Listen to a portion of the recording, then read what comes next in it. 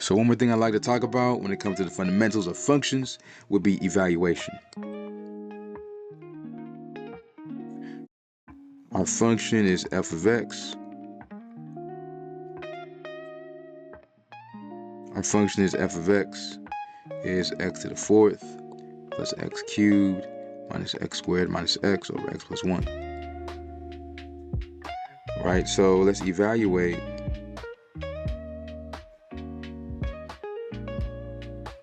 at x equals 2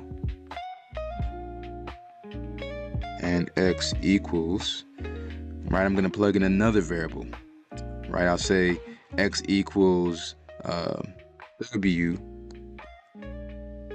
plus h. All right, so first of all, if x equals 2, call that f of 2, and just plug it in. That's 2 to the fourth plus 2 cubed minus 2 squared minus 2. 2 plus 1 is going to be 16 plus 8 minus 4 minus 2 over 3. It's 24 minus 4 is 20 minus 2 is 18 over 3, which is 6. Remember that. In the second case, now we're looking at the evaluation at another kind of variable value, right? So f of w plus h means everywhere there's an x, I need to plug in a w plus h. That's w plus h to the fourth power plus w plus h cubed minus w plus h squared minus w plus h divided by w plus h plus 1. Okay. And so to evaluate this, we need to remember what we get when we expand things out. So let's do a couple of these. We know that w plus h to the first power is w plus h.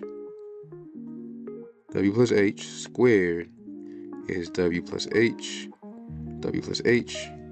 We all got different methods. A lot of people like doing the box method.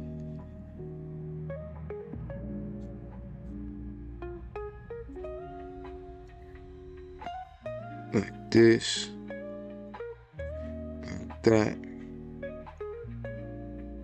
We got w squared, we got wh, commutative, so we got wh by h squared. Okay, so that's gonna be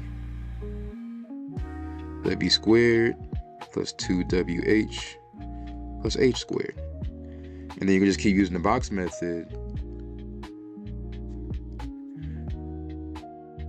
right? Because that's w plus h squared, which we calculated above, times w plus h. All right. So this w plus h squared is exactly what we have up here. All right, so we can say that's w squared plus 2wh plus h, w plus h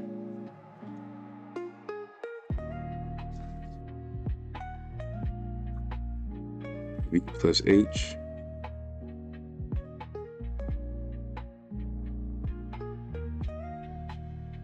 now we break it down like this.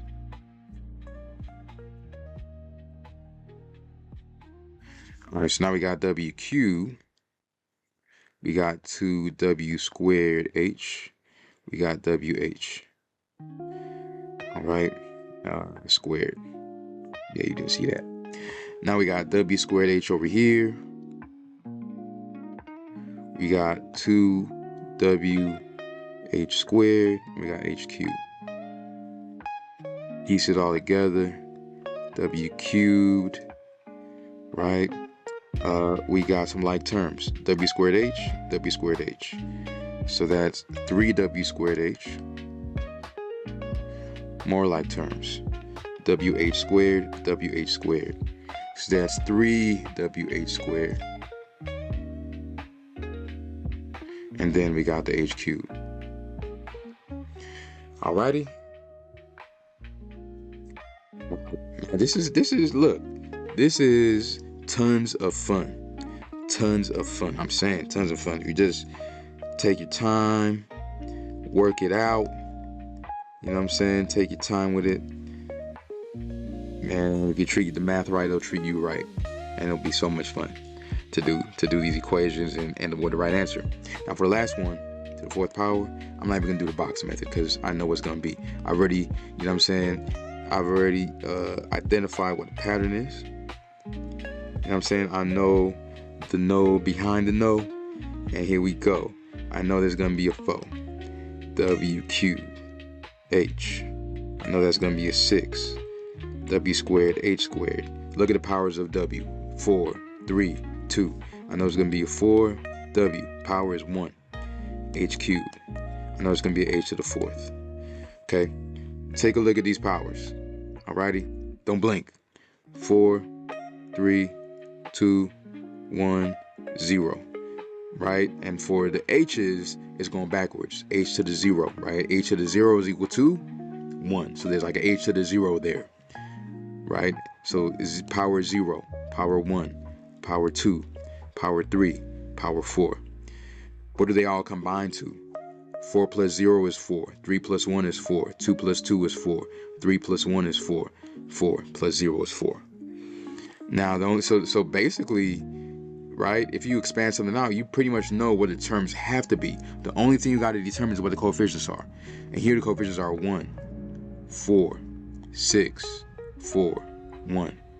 Where do those numbers come from? It comes from something called Pascal's triangle. All right, so this is for free. You didn't even have to pay for this, but I'm just giving you game absolutely free. You can thank me later. Pascal's triangle comes from the great mathematician, philosopher Blaise Pascal.